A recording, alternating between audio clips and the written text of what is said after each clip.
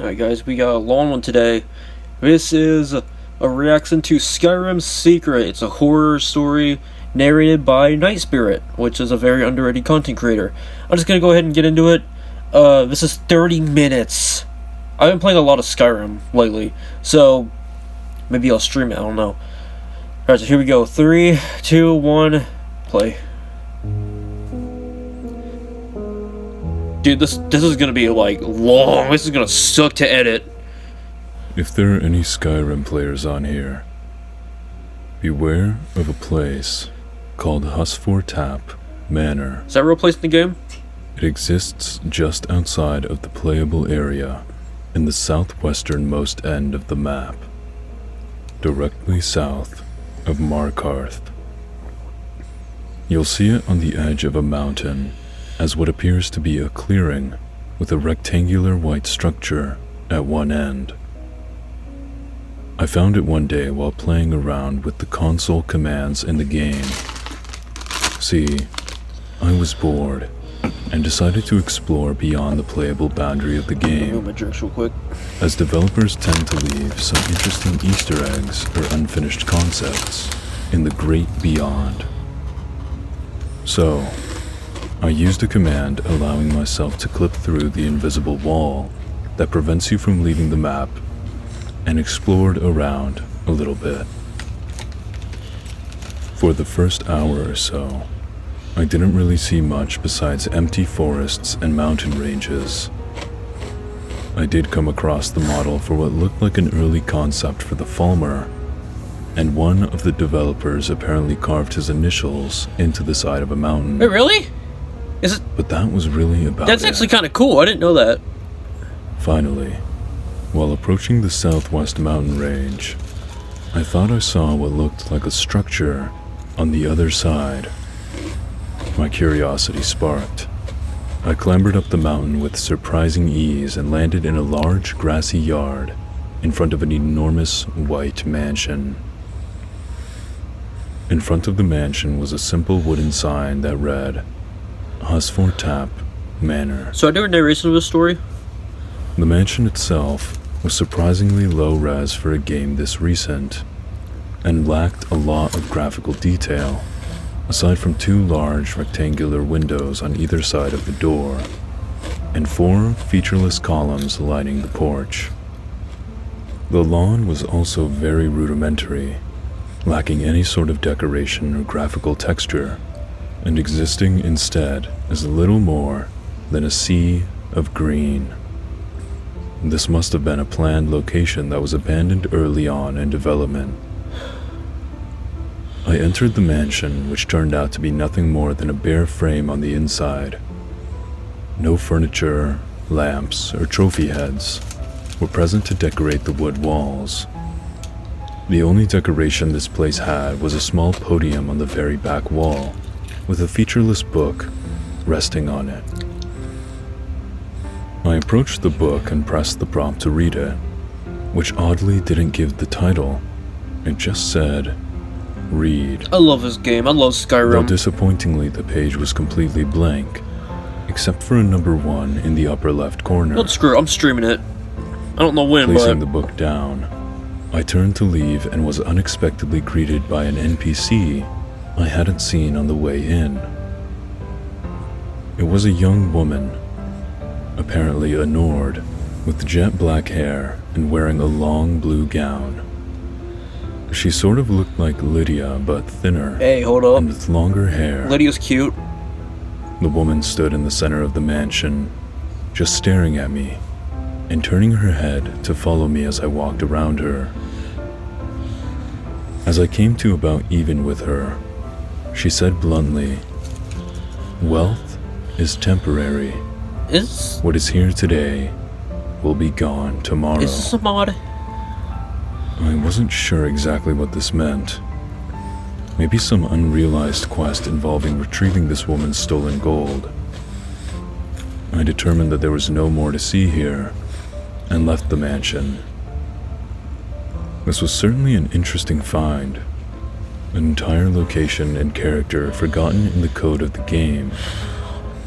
And I had just uncovered them. And speaking of the character, I intended at some point to find that woman's code so I could bring her to the main game and make her marryable. She was kinda hot. Unfortunately, this high point are we talking you would be solo hot, overridden or are we by talking a about horrible next day. Ayla the Hunter hot? On the way home from work, someone came up behind me, knocked me over, grabbed the wallet out of my pocket, and ran off. If you don't know who those two characters are, look it I up. didn't see their face, only that they were wearing jeans and a black hoodie. That wasn't really a tremendous help to the police, who said they'd try to find the suspect. But without an actual physical description, it'd be difficult. This definitely sucked. Even though I can call and cancel my credit card, I had about $80 in that wallet, and I'm damn near broke as it is.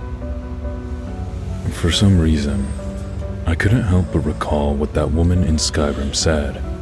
Wealth is temporary. What is here today will be gone tomorrow. Oh. I knew it sounded silly, but I couldn't shake that phrase from my mind. Maybe there was a connection. I ultimately dismissed this thought as ridiculous. After all, whoever heard of a magic fortune-telling video game? However, I did decide I needed some cheering up after this. I fired up Skyrim and decided to return to Husfortap Manor. As the last time, I neglected to find out the mysterious woman's name, which would be helpful if I'm going to hack her code and marry her. After journeying back to that end of the map, and killing a very persistent dragon along the way, I climbed back over the mountain. I am so OP in Skyrim. My character barely dies. Something was different about it, though. I didn't even use mods this time either. Light that had cloaked the mansion yesterday had now faded into an almost dirty white, and the windows were coated in a thin layer of dust, making the view inside slightly translucent. Huh? I approached anyway and stepped inside. To my surprise, the woman had seemingly undergone a change as well. She was a few inches taller. Her hair was also a lighter shade than before, and she had more noticeable frown lines. It was almost as if she had aged to some degree. Not drastically, but she definitely wasn't the hot young 20-something I ran into yesterday. The woman's deep blue gown also looked a bit faded, as though it too had aged. As I approached, I noticed that the prompt to talk to her never appeared, making it impossible to know the woman's name. When I looked to face her, she offered me a faint smile, coupled with a slight sigh, almost like she was faking being happy to see me. "A man works hard for his coin," she said suddenly, "but when he ceases to be useful, he is cast away to starve." Oh, that doesn't sound good. Great. Another cryptic message from an unmarryable NPC of unknown name in a bare house with nothing but a useless book. Disappointed, I left Husfortap Manor for what I intended to be the last time. It was a neat find, but there wasn't anything of real value there. The next day, I was hit with another whammy. As I came into work at the corner gas station, my boss pulled me into his office and told me that the place had gone over budget and he had to let a few of us go. And sadly, a certain someone was among these few. I tried to explain my financial state, as well as the little incident yesterday with my wallet. That's crazy. But my boss merely apologized and said that there was nothing he could do, that he simply didn't have enough money to pay me. Whatever. That was a crap job, anyway. What job was it? As I walked home, a thought came to me. Okay, I'm not getting any information about Besides my hatred for my boss, Doesn't matter. that is. This was twice that the woman in blue had predicted my fate. The other day, she said something about the loss of wealth right before I got mugged. Dude, I gotta stream Skyrim. Then just now, she mentions workers being cast away. And here I am, unemployed, the next day. I know I just dismissed this thought as silly, but what if the mysterious woman was predicting my future? That night, I decided to show the Easter egg to one of my friends, who'd also been trying to explore the outer fringes of Skyrim, with no luck. I had explained to him all the weird things that had happened, including being mugged, losing my job, and the cryptic messages that predicted both. "Dude, that's so weird," my friend said when I told him what happened, though I wasn't sure if he fully believed me. "I know," I replied. "I'm kind of afraid to go back, but, you know, maybe I can use this as a heads up from now on." I started up the game and returned to the mansion, which was now in even worse shape than yesterday. I shouldn't have watched Queso before It this. looked like the white paint was actually starting to peel off. I'm starting to laugh for no revealing reason. a stony gray undercoat. Tiny cracks were also beginning to form, here and there, if nothing else, giving the mansion some texture and personality, albeit an unpleasant one. When I entered, I saw that the woman had aged again as well. Yo, hold up. This time, her hair was beginning to gray, and she had noticeable wrinkles on her face. She looked like she was about in her 50s this time. Yo, middle-aged women, let's Her dress was go! also beginning to tatter and lose its color. Let's go! I'm playing. I thought you said I'm she was playing. That's a woman, joke. I'm playing. my friend said. I'm just She was. I'm just being stupid. last time. She ages every time you visit the I'm house, playing. I replied. My friend was confused by this, and with good reason, seeing as how other NPCs in this game don't age. I'm sorry. As I approached, the woman exhaled, and her face almost looked sad. "Your home is your sanctuary, and you do all you can to preserve it," she spoke.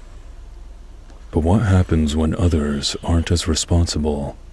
Her tone sounded very melancholy. You're cooked. "Did you hear that?" I asked my friend in an alarmed tone. "I didn't hear her say anything, dude," he said. "When she opened her mouth, all I heard was static." I packed up my What? computer in a hurry, ran out the door as fast as I could, and tore down the street towards If you're my wondering why I'm apartment. looking at the camera like this, it's because Maybe I could get home in time to stop whatever is going to happen. I'm just making sure I'm recording. Just because the game predicted it doesn't mean it's happened yet, right? There might still be time, I thought to myself. There might still be time. I didn't need to get close to see the flames. What used to be my apartment building was now a glowing orange inferno. Yeah, you're cooked, buddy. Firemen were already at the scene attempting to quell the fire, but it wouldn't be enough to salvage my burning home. Speechless, I could do nothing but look on in despair at my room crumbling and falling to pieces before my eyes.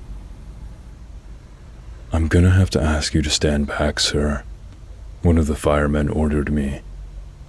"What the hell happened?" I cried. How many minutes we got in this? One of the residents left their stove on. We're not even halfway, And dude. gas spread into the air. Oh, this is gonna be We think that they went to light a cigarette, and the entire room went up in this is flames. gonna be torture to edit. The fireman explained. "Did you live here?"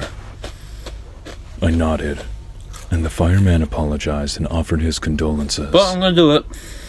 I didn't know what to think. On the one hand, I was glad I wasn't inside the apartment, thanks to my discovery of this Easter egg. However, I had lost everything I owned in that fire. Is this a mic, guys? All except for my laptop and this copy of Skyrim. Luckily, my friend let me stay at his place for a while, so at least I had a roof over my head. For the next week or so, I focused on trying to find another job so I could rent a new apartment room, yet I was having no luck whatsoever. I told my girlfriend Susan the whole situation, from the mugging to me getting fired, to my apartment burning down. However, I did leave out the part about the Skyrim fortune teller, as she is neither a gamer nor superstitious. Susan was overcome with sympathy towards my situation and offered to talk to her boss to see if I could get a job where she works. She really is one of a kind, I thought to myself.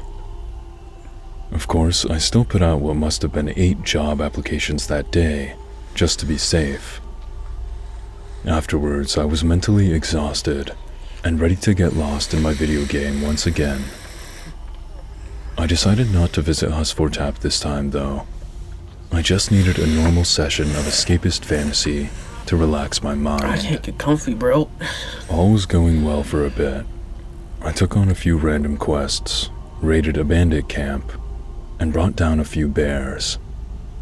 Then, mysteriously, a courier approached me in the forest. Oh, the courier's weird. He did his usual bit about having a letter for my He's hands not weird, only, he's just annoying. and then handed me a note called Skyrim Note I've got a letter from your inheritance. .esp. Every single time. This was made especially bizarre by the fact that I was in the wilderness when this happened. Huh? And typically couriers only hand you messages in cities. Oh, they do. Regardless, I decided to read the odd note. I pulled up my inventory, opened the note, and saw that it only had one sentence. Do not come back. Uh-oh. This had to have come from the woman in blue, and I understood why. Each visit causes her to age, and we both knew that, eventually, she would be aged to death. Be that as it may, this woman had a gift that could mean the difference between life and death for me. If her predictions could help me prevent possible disaster, I needed to know them, regardless of the consequences to her. The needs of a flesh and blood human are above those of an artificial intelligence, sentient or not. I was definitely going back to the manor. I decided to immediately head for Husfortap after all. This is scary. Reaching the edge of the map, I entered the console command and scaled the out-of-bounds mountain until I reached the mansion, which was now almost completely dilapidated. One of the support columns had fallen over, littering the front porch with rubble. The windows had all but now been busted out, revealing an interior that was dusty and riddled with cracks. The exterior of the house was also checkered with spider webs, their inhabitants eyeing me cautiously. The woman inside had, as usual, aged, along with the house, but a bit more drastically this time. Her hair had turned completely white, her face was heavily wrinkled, and she was beginning to hunch over. She looked like she was in her late 60s or early 70s. Hot. Her blue gown had now faded into a more of a bluish gray, and was littered with rips and tears. I'm gonna shut up, bro. As soon as she saw me, the woman outstretched her hands in protest and shook her head, her face conveying a look of both fear and desperation. However, she did not back away or run, as though she was fixed to that one spot in the middle of the room. I approached the woman in defiance of her protests, causing her to lower her arms and hang her head in defeat. Love is a powerful feeling, the woman choked out. This may be the longest her reps I've eyes ever done. glassy, as though she was about to cry. But it is so fragile in this chaotic world, which shows no mercy to even the closest of lovers. My heart dropped. The person I loved more than anyone in this world was Susan. We'd been going out for 3 years and were practically perfect for each other. If anything happened to her, it would destroy me. I slammed my laptop shut, grabbed the keys to my friend's car, who was luckily asleep, and floored it to Susan's house. You took his car, bro? During my drive, I could only pray that I would get to her in time. I had waited several days to return to Husfortap. What if I already found out too late? Arriving at my girlfriend's house, I could see through the window that her kitchen light was on. Okay. Good, I thought. At least she was home. GG's. I approached the door and pounded on it several times. No answer. Never mind, I take that back. Susan, are you there? I called, my voice shaky from sheer terror. After a few seconds, I knocked again, my strikes louder and more frantic this time. Susan, please open the door, I called again, pounding furiously, to which there was no response. I was mortified now. Unable to waste another second, I rammed the door as hard as I could with my shoulder. Once, and then a second time. I need to pay attention. Finally, I charged full force at the door, causing it to give way. I hurried to the kitchen, only to find that my worst fear had come true. Oh no. I was too late. The love of my life lay motionless on the kitchen floor, her mouth dripping foam, and her head lying in a puddle of blood. I knew Susan was an epileptic. She clearly had an episode and hit her head on the kitchen table. I felt my soul shatter into a million pieces, not able to remove my gaze from the dead body of my girlfriend. No, it's terrible. I staggered forward and fell to my knees. If I had been here just a few minutes earlier, she may have still been alive. I lifted Susan's head out of the puddle of blood and held her to my chest, sobbing uncontrollably. Dude, At that moment, I wanted nothing more than for her to reach out and hug me. I'm not laughing at the story, I'm laughing because there's stuff going on in my head, like freaking... I died that night as well. I just got done watching Queso before this, dude. Nearly a week had passed since my girlfriend's death, yet the horrible night still burned fresh in my mind. Why wasn't I quick enough? Why hadn't I gone to receive the woman's prediction earlier? I just couldn't bear this guilt any longer. No matter which way you look at it, Susan's death was my fault. Or was it? That fortune teller had to have known for some time that this would happen. Yet she wasted all that valuable time with far more trivial predictions. I could have lived without the $80 stolen from me, or that crap job of mine. Hell, even my apartment could have been replaced. What's long we got? But Susan was my love. Okay, we're almost done. My soulmate. I had plans to marry her one day. Yet this woman, she chose to tell me the least important fortunes first, knowing what would eventually happen. Rip Susan. And she revealed Susan's fate from the get-go, or even informed me in her note that she hacked the game to send me, no less. I'm gonna do a reaction. Oh. I could have saved my girlfriend. Reaction. This was all her fault. I might do a reading of this, by the way. Hastily booting up my laptop, I could see nothing but red. I was gonna kill her. I was gonna bust down that mansion door and break her old body with the strongest weapon my character had. Okay, dang, okay. When the game loaded, I was at the very far end of the map, as far away from Husfortap as I could be. I like the Warhammer. Plant me wherever you want on that map. I won't save you. I barreled through the land faster than I thought my character could, mowing down any unlucky AI enemy that crossed my path. Why can't you fast travel? Nothing was going to get in my way. My mind was fixated. I could think of nothing more than avenging my girlfriend's death. That's what I do. The forests and holds of Skyrim flew past my vision in a blur of color. I literally stopped for nothing. Just like Sonic.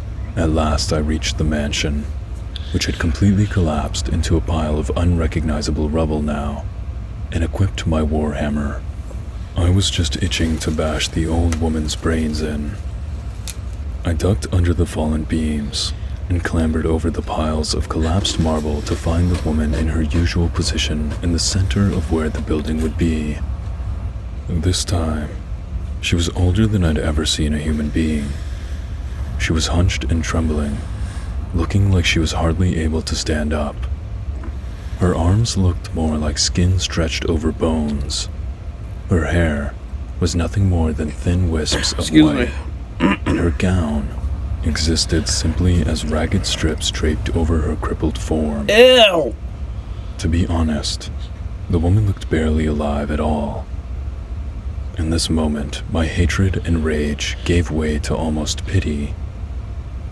Her advanced age was clearly putting her in a great deal of pain. That ain't no woman, bro. I put away my hammer and just stood there. It's a zombie. At a loss for what to do. You came back. The old woman breathed in what was little more than a loud whisper. Why did you come back? Why couldn't you just stay away? I could tell she was sad, but simply too exhausted to convey it. She's dying, dude. At this time, a moment of clarity came over me. I fully understood for the first time that this woman was not a simple mindless AI, acting out programming. What? But rather, a living and thinking being who existed within the game. What? Hold on. I didn't know where she came from, or who put her there, but there she was nevertheless. What are you talking about? I caught myself asking out loud. The woman, almost as if she had heard me, raised a trembling arm to point to the book at the back end of the mansion. I was confused. The last time I looked at that book, it was blank except for a single number. What could be different now? Still, I found myself overcome by curiosity. This is scary, dude. And opened the odd book once more. To my surprise, the contents of the book had completely changed. Rather than one simple number, there were now the numbers 1 through 5 running down the page, each with a different symbol by it. Huh? The first symbol was that of Skyrim's Thieves Guild. The second was a silhouette of a beggar. The third of a burning house. The fourth of a broken heart. Wait. And the fifth entry, blank. Wait, if this place knew my future, why was the final entry blank? Then a horrifying realization hit me. What if the woman in blue wasn't predicting my future after all? What if my visits here were actually causing all those things to happen? Hey! They did seem to happen very shortly after speaking to the woman in blue. Yes. What a twist, dude! It makes sense now. What a twist! The woman wasn't at fault. She was simply the messenger of whatever was responsible for the atrocities plaguing me. Yet I had to hear her message for them to take effect. What a freaking twist! That's why she never wanted me to return here. She knew that my visits would eventually lead to Susan's death and tried to stop me, but I just wouldn't listen. Now my girlfriend was dead, and my life was in shambles because of my arrogance and stupidity. Shaken, I closed the book and turned to leave, only to see a horrifying sight. The woman was dead. Aww. And her body was completely decayed. She honestly looked like a draugr with the now gray rags thrown over it. Rip. Clutched in her skeletal hand was a small note, which I dared not read, for I knew what it would say. This manor had taken everything from me, and now there was only one thing left it could take. Terrified and still furious, I switched the computer off, ripped out the game disc, and tossed it in the trash, ensuring the manor's final curse went undelivered. Nearly a month has passed since I threw the game away. I am completely broke now, and still without a job. My friend's sense of charity is gone, and he kicked me out. Dang. I have no family who can take me in, so now I am completely alone. The only possessions I have are the clothes on my back and my laptop, which I intend to sell after I type this, so that I can finally get some fresh food for once. I still have no explanation for what happened to me, or where Husfortat Manor comes from in the first place. Is it a mod? All I know is that there are forces in this world we can't even begin to understand, and, when tampered with, they will destroy us. I had to learn this lesson the hard way, and I hope that none of you make the same mistakes I did. If you happen across that mansion in your game, Do not enter it, and do not speak to the woman in blue. As for me, though, I will always revile that place for what it did to me.